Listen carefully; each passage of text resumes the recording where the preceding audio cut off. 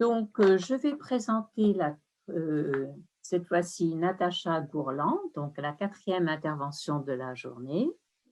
Alors, Natacha est agrégée de géographie. Elle est doctorante contractuelle en deuxième année de thèse à l'Université Paris-Est Créteil et elle appartient au laboratoire Lab Urbain. Donc, l'intitulé de la présentation, c'est Danser et se distinguer en banlieue populaire, le rôle des conservatoires de danse dans la petite couronne parisienne. C'est à vous, merci. Merci beaucoup pour l'organisation de cette journée. Moi aussi, je me joins à Camille pour vous remercier parce que je suis très heureuse d'être là après cette année de disette à la fois de pratiques culturelles et d'échanges scientifiques. Donc, la journée nous permet d'allier les deux. Alors moi, donc je suis en effet doctorante en troisième année de thèse au Lab Urba et je travaille en fait sur la pratique de la danse en banlieue parisienne. Et aujourd'hui, cette journée d'études me permet en fait de vous introduire mon travail par le biais des politiques publiques et notamment par le biais de l'étude de dispositifs spécifiques qu'on va analyser ensemble, que sont les conservatoires. Alors, j'aimerais introduire cette présentation avec un extrait d'entretien réalisé avec un directeur de conservatoire dans le Val-de-Marne, un conservatoire municipal, qui, lors de notre entretien sur le rôle de son institution en banlieue parisienne, me dit ceci. Il faut que la musique et la danse du conservatoire aillent dans des lieux où les enfants ne savent même pas qu'un conservatoire, ça existe, et où les parents se disent « c'est pas pour nous ».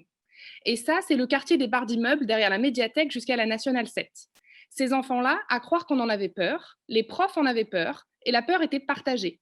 Les enfants avaient peur du conservatoire, les parents eux-mêmes nous regardaient avec de drôles d'yeux, se disant « mais c'est des trucs de bourges, on va pas mettre nos enfants là-dedans ». Donc moi, j'ai voulu faire exactement l'inverse, c'est-à-dire le conservatoire, il va aller chez vous. Alors, Camille a parlé tout à l'heure des noms publics. On retrouve cette même idée avec cet extrait d'entretien, puisqu'en fait, on voit à travers le discours de ce directeur de conservatoire que le conservatoire, oui, est vu comme un espace de culture légitime, un espace de la culture savante, l'espace des bourges, mais qu'en banlieue parisienne, c'est aussi l'espace qui permet d'attirer de nouvelles populations, des populations plus précaires, moins habituées aux pratiques de haute culture, et que ça permettrait de faire changer la cohésion sociale sur le territoire. Il y aurait donc un rôle social des politiques culturelles et un rôle de changement aussi de l'orientation des jeunes par les pratiques culturelles. Du coup, mon travail de géographie, il se situe vraiment à l'interface entre géographie culturelle critique et géographie sociale. Et dans ma thèse, j'analyse plus généralement ce rapport à la fois des politiques et des habitants aux pratiques savantes, aux pratiques de culture dites légitimes, dans des terrains qui sont conçus généralement comme des terrains marginaux, à savoir ceux des banlieues populaires. Mon terrain, je le mène depuis 2018, du coup, dans plusieurs communes de Seine-Saint-Denis, du Val-de-Marne et des Hauts-de-Seine. Mais pour la communication d'aujourd'hui, je vais essentiellement me concentrer sur des communes dites de banlieue populaire, donc où il y a encore un fort taux de la population qui est ouvrière ou employée, ou des communes qui ont un profil dit de banlieue rouge. Ces communes-là, ce sont Pierrefitte-sur-Seine, Créteil, Chevilly-Larue, Bobigny, Neuilly-sur-Marne, mais j'y reviendrai. Alors, avant de commencer à développer un peu plus mon contenu, qu'est-ce qu'un conservatoire? Parce que tout le monde ne sait peut-être pas poser la question jusqu'à présent. Alors, en fait, un conservatoire, c'est une institution, un établissement d'enseignement artistique à destination des jeunes, visant à leur inculquer la pratique de la danse académique, c'est-à-dire la danse classique, la danse contemporaine ou la danse moderne, la musique et le théâtre. C'est des institutions qui sont centenaires parce que les premiers conservatoires ont été créés sous la Convention pendant la Révolution. Et c'est vraiment du coup des espaces de la culture légitime où les pratiques savantes sont transmises par des professeurs qui sont diplômés d'État. C'est aussi des institutions qui sont labellisées par le ministère de la Culture et qui sont financées par les collectivités territoriales. Et ça, c'est important de le souligner parce que pendant longtemps, en fait, c'était l'État qui subventionnait les conservatoires. Et depuis 2015, l'État s'est retiré du financement des conservatoires et maintenant, c'est une charge culturelle qui est entièrement dévolue aux communes et aux collectivités, ou alors aux établissements publics territoriaux, ce qu'on appelle les EPT. Du coup, les conservatoires apparaissent vraiment comme des lieux de savoir, mais aussi des lieux de pouvoir. Et il y a beaucoup de débats autour de la démocratisation réelle des conservatoires, puisque le peu d'enquêtes statistiques qui ont été faites sur le sujet montrent qu'en fait, les élèves qui pratiquent le conservatoire sont souvent issus des catégories sociales supérieures.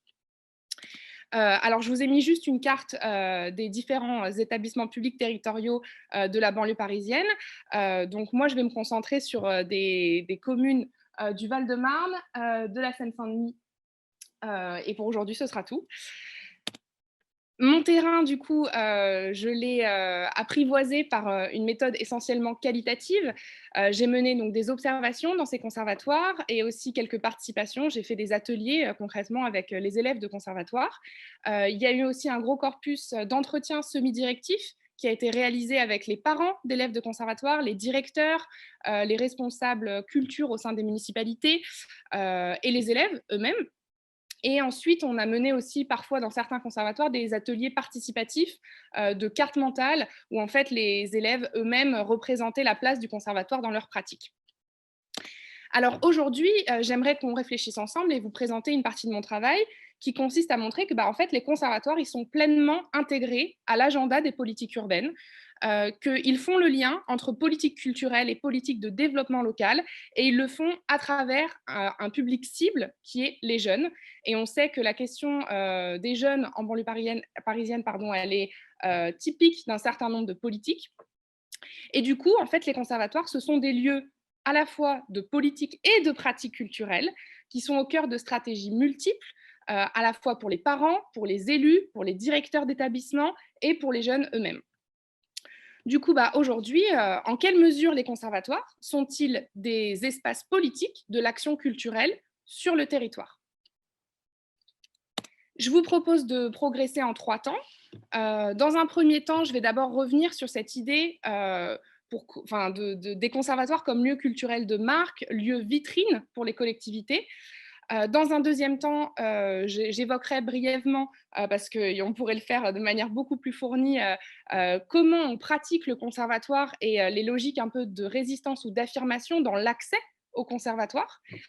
Et dans un troisième temps, je ferai juste une petite ouverture en recul avec la période qu'on vient de vivre, à savoir la pandémie du coronavirus, en montrant que les conservatoires, ils ont vraiment localement un objectif aussi d'animation de la vie culturelle locale qui sert aux politiques publiques. Alors, en effet, les conservatoires, ce sont des lieux culturels de marque pour les collectivités parce qu'ils ont un capital symbolique fort. Ce sont des institutions artistiques pour les communes de banlieue parisienne qui cherchent à se distinguer dans une logique concurrentielle et aussi à se distinguer et se distancer de l'image de territoire en difficulté qui est souvent accolée au territoire de la politique de la ville. Et du coup, les municipalités et les regroupements de communes utilisent les conservatoires comme vitrine de leur politique culturelle, comme vitrine de leur politique juvénile. Et ça se montre sur le terrain par des aménagements territoriaux ou des agencements spatiaux qui sont parfois assez intéressants. Là, je vous ai mis une photo en fait du quai du RERD dans la commune de Pierrefitte-sur-Seine, dans le 93. Ce qui est assez surprenant quand on prend le RERD et qu'on descend à Pierrefitte-sur-Seine, c'est qu'à peine descendu du quai, on a une immense photographie du conservatoire municipal. Alors c'est surprenant, pourquoi ? Parce que le profil de la ville de Pierrefitte-sur-Seine n'est pas du tout que associé au conservatoire. C'est une ville où la population concentre un taux de pauvreté de 39%. C'est une ville qui est régulièrement médiatisée pour d'autres choses, mais par contre, la municipalité et même la RATP insistent, dès la descente des voyageurs en gare, sur une valorisation du patrimoine de la ville, à savoir son conservatoire. Le conservatoire de Pierrefitte, c'est une grande bâtisse en meulière qui en fait fonctionne comme un dispositif spatial parce qu'elle est au sein d'un parc qui fait rupture avec l'environnement urbain alentour.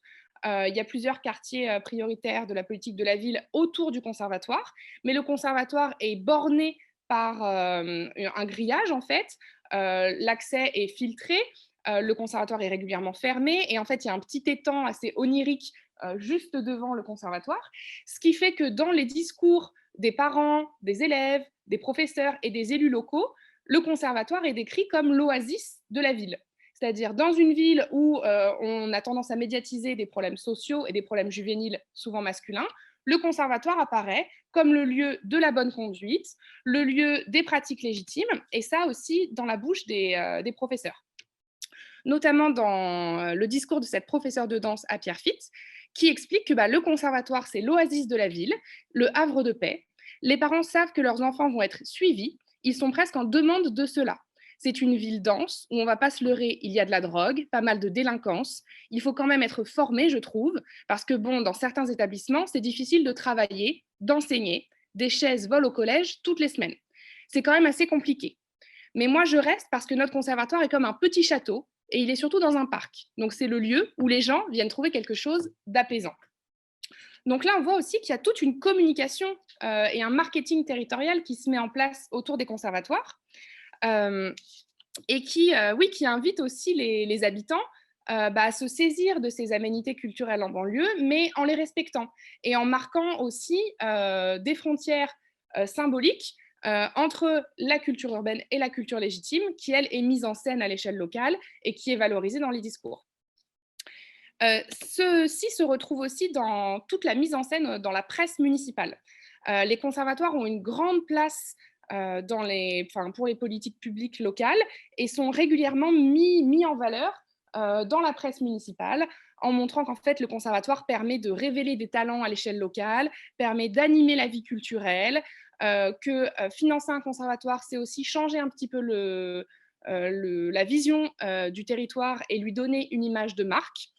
Et ça s'est notamment vérifié avec l'inauguration du conservatoire régional à La Courneuve, qui a été inauguré en grande pompe en 2013, avec cette idée de démocratiser peut-être la culture, mais surtout de contribuer à une forme aussi de gentrification, puisque en misant sur la communication d'aménités culturelles de marque, on attire aussi potentiellement des populations qui sont intéressées par ce genre de structure.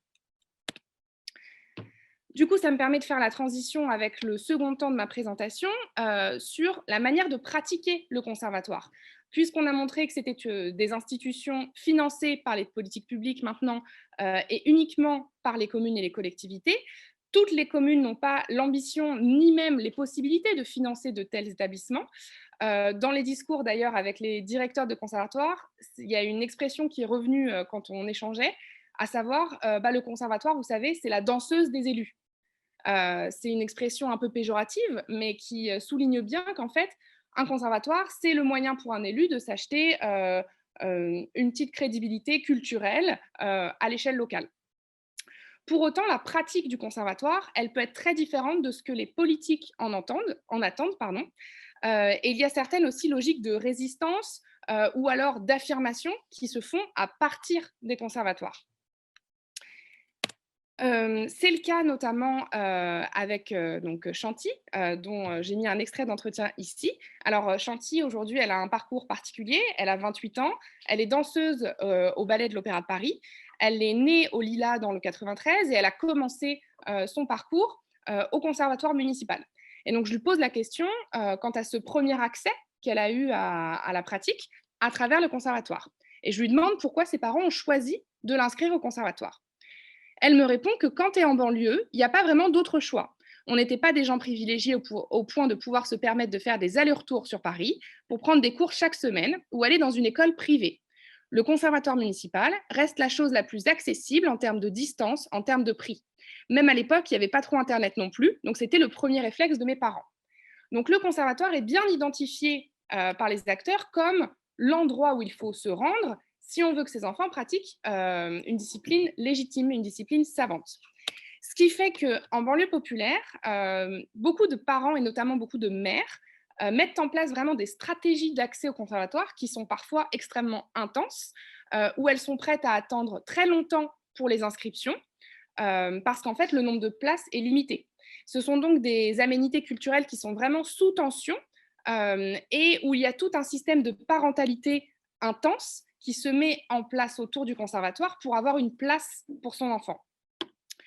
Du coup, je vous propose à nouveau de lire un extrait d'entretien avec des mères d'élèves à Pierrefitte-sur-Seine, donc le conservatoire que je vous ai montré tout à l'heure, l'Oasis dans la ville, où je leur demande comment elles ont fait pour inscrire leur fille au cours de danse classique au conservatoire.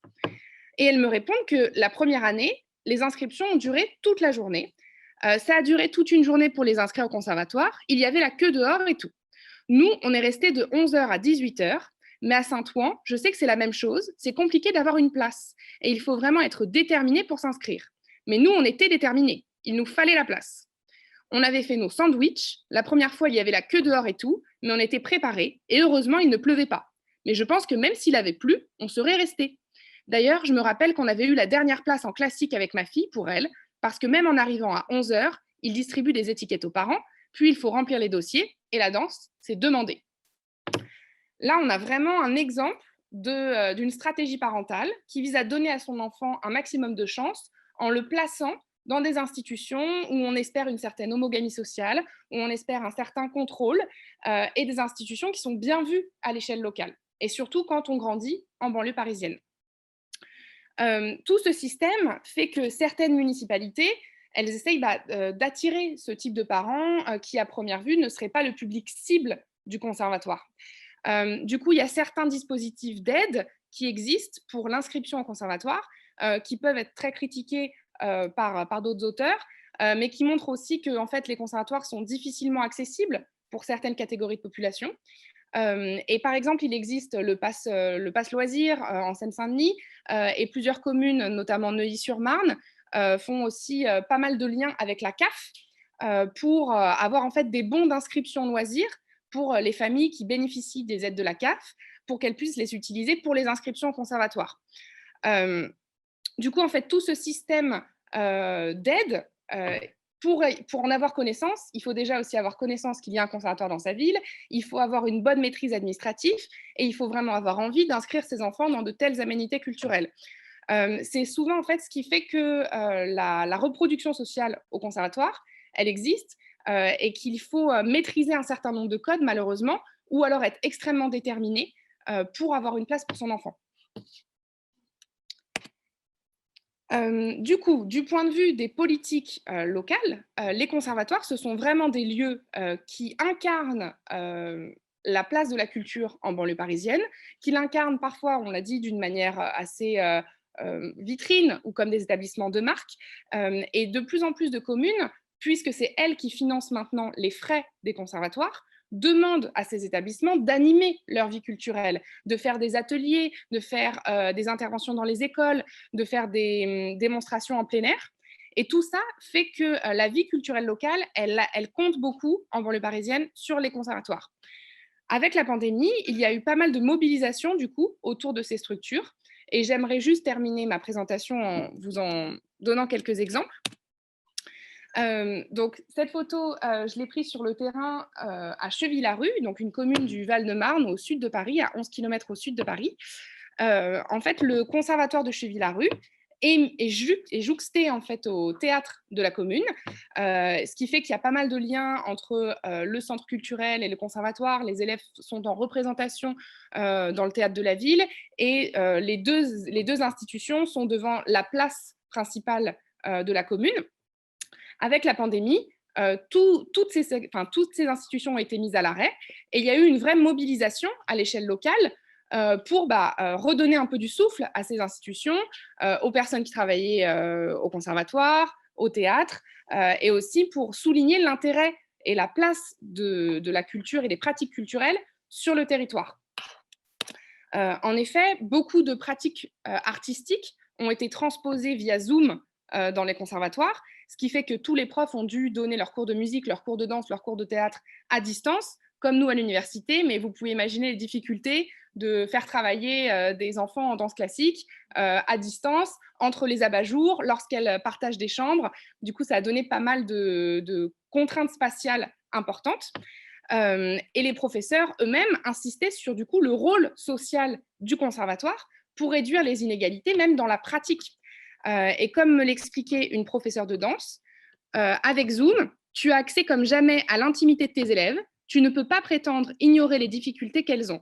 Tu vois bien qu'elles n'ont pas de place, tu vois bien qu'elles sont dans leur chambre parce que les parents sont en télétravail dans le salon, chambre qu'elles peuvent partager, qu'elles évitent tous les obstacles de leur chambre, elles lèvent les jambes entre les abat-jours, ce n'est pas tenable, il faut qu'elles viennent au conservatoire.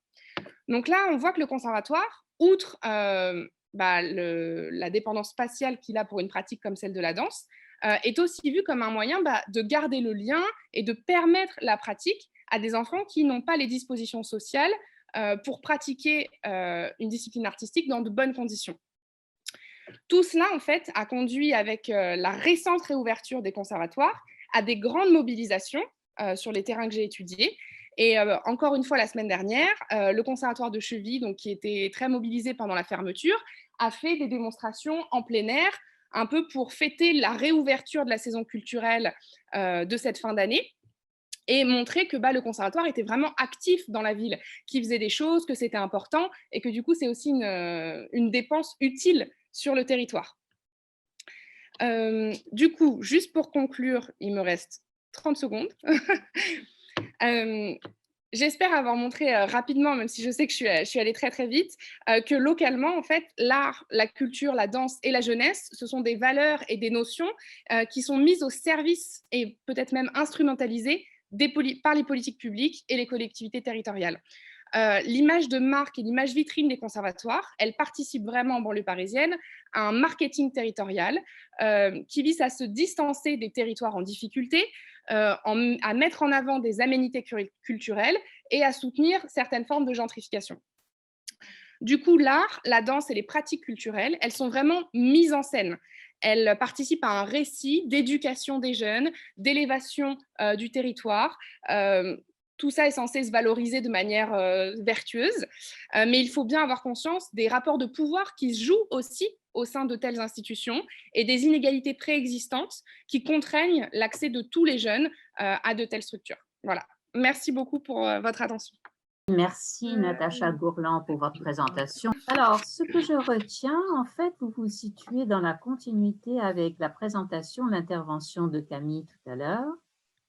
Camille nous avait dit combien la politique culturelle du Louvre consiste à favoriser la venue des non-publics. Vous reprenez cette idée, bien entendu, en partant des conservatoires en banlieue populaire. Alors, pour vous, les conservatoires sont des lieux culturels de marque pour les collectivités, avec pour ambition d'attirer de nouvelles populations. Donc, dans ce cas de figure, il n'y aurait pas de contradiction entre pratique culturelle et politique culturelle, mais vous abordez aussi une autre idée, c'est qu'en fin de compte, les conservatoires participent du marketing territorial des collectivités et, en fin de compte, peuvent entraîner des processus de gentrification. Donc ça aussi, c'est fort intéressant et nous retiendrons cette idée aussi pour le débat. Merci beaucoup.